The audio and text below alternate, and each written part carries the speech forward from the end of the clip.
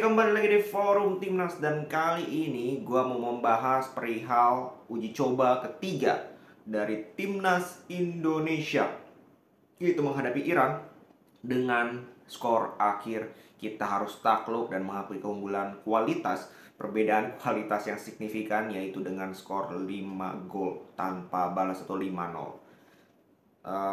By the way, ini adalah pertandingan yang tertutup, uji coba tertutup. Jadi gue tidak bisa menganalisa dan juga melakukan review pertandingannya jalannya seperti apa. Tapi yang gue mau bahas di sini adalah pentingnya, pentingnya kekalahan lawan Iran, pentingnya kedua kali kekalahan Libya. Artinya 3 kali uji coba kita mengalami kekalahan semua. Dan menurut gue ini justru menjadi hal yang positif untuk timnas Indonesia. Kenapa gue bilang menjadi hal yang positif? Justru, kalau menurut gue dengan hadirnya kekalahan ini, membuat, kalau menurut gue justru pelatih, pemain, sadar bahwa dengan kapasitas yang mereka miliki sekarang, mereka masih perlu improve. Dan mereka perlu membenahi atau mengevaluasi hal-hal yang menjadi kekurangan. Terutama kalau menurut kekurangannya apa? Kita hanya bisa nilai dari 2 pertandingan yang disiarkan. Kesalahannya itu ada di kesalahan individu, individual error. Bukan di lini tengah, tetapi di lini belakang dan juga lini depan. Yang gue lihat, lini depan terutama, individual errornya apa? Susah cetak gol, itu yang pertama. Yang kedua, egois. Ini menjadi problem dari lini depan kita. Bermainnya masih mengandalkan skill individu.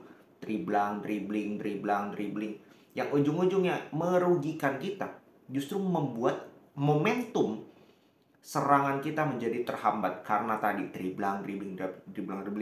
Yang ujung-ujungnya hilang tuh bola. Di lini belakang yang menjadi problem apa? Blunder. Membuat blunder. Mungkin blundernya itu tidak dilakukan selama 90 menit itu banyak. Enggak, tapi ada satu momen blunder fatal aja. Lawan Libya 2 kali. Itu terlihat. 4 back kita, Wahyu Pras, Hapner, Jordi Amat, Rido, semuanya bikin blunder.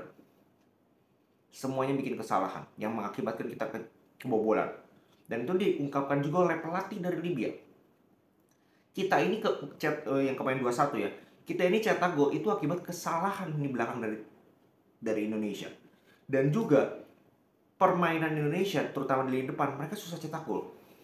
Nah, ini yang difokuskan juga oleh pelatih Libya, dan kita juga sama-sama bisa lihat bahwa kekurangan dari timnas Indonesia itu berada di lini depan soal efektivitas dan juga di lini belakang soal membuat kesalahan sendiri atau blunder.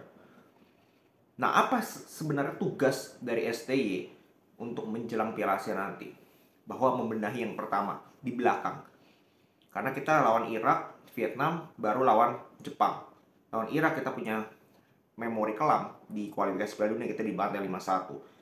Lawan Vietnam, ini harusnya kita bisa memberikan kemenangan ya, meraih 3 poin. Karena Vietnam ini juga full liga lokal pemainnya. Jadi harusnya secara kualitas kita berada di atas Vietnam. Harusnya di atas kertas. Dan Jepang, ya sorry to say, mungkin kita akan kalah. Tapi dari 3 ini menurut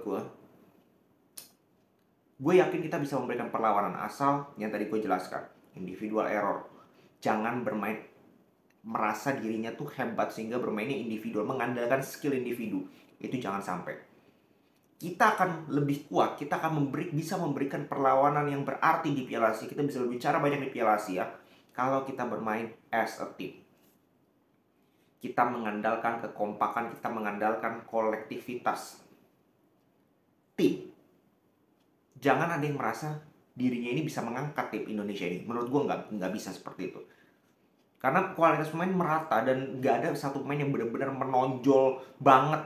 Kayak misalkan Korea punya Son. Enggak, kita nggak punya. Jadi lebih baik kita bermain as a team.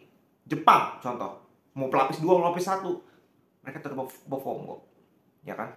Baru bantai Yordan 6-1 loh. Yordan kita ketemu di kualifikasi Piala Asia, kita kalah 1-0 lawan Yordan. Yordan dibantai 6-1 lawan Jepang di uji coba. Jadi Jepang ini bukan main-main. Begitu juga dengan Iran sebenarnya. Makanya penting kan, uji coba ini penting kalau menurut gue.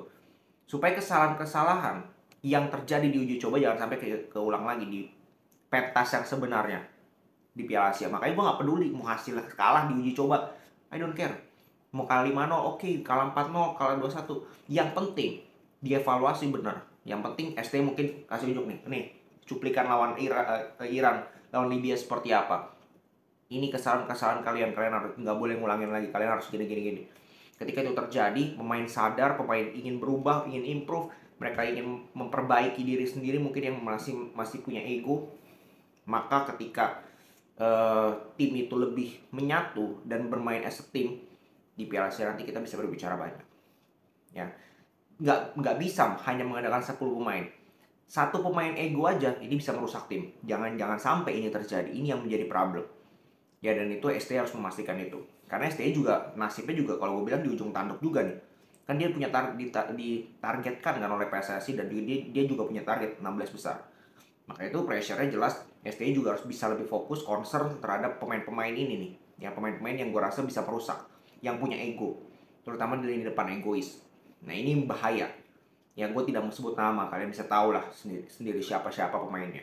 Semoga mereka bisa berubah, semoga mereka bisa menurunkan ego mereka dan lebih mementingkan kepentingan tim, bermain lebih untuk tim, bukan untuk diri sendiri. Nah, kalau ini bisa terjadi, menurut gue sih optimis. Gue tidak melihat laga uji coba itu menjadi parameter, menang kalah itu menjadi parameter bahwa kita akan gagal atau berhasil di Piala Asia.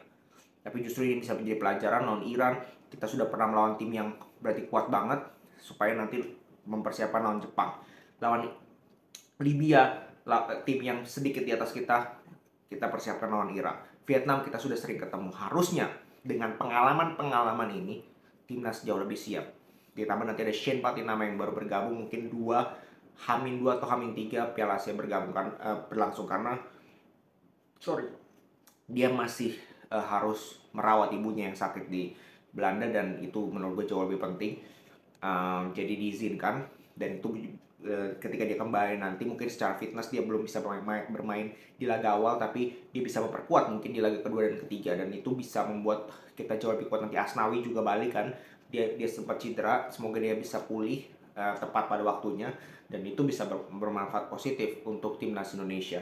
Oke, jadi laga uji coba kita sudah selesai, dan kita akan melihat bagaimana performa dari timnas Indonesia di Piala Asia nanti tanggal 15, 19 kalau nggak salah, dan 24 Januari lawan Irak dulu, lawan Vietnam, baru lawan Jepang. Semoga di dua laga awal, terutama sebelum lawan Jepang, kita bisa meraih hasil yang maksimal. Kalau bisa nanimbang Irak, kalau bisa menang lawan Vietnam, kita sudah pasti lolos, dan itu yang menurut gue harapkan terjadi, dan semoga benar-benar terjadi. Kita hanya bisa berharap, dan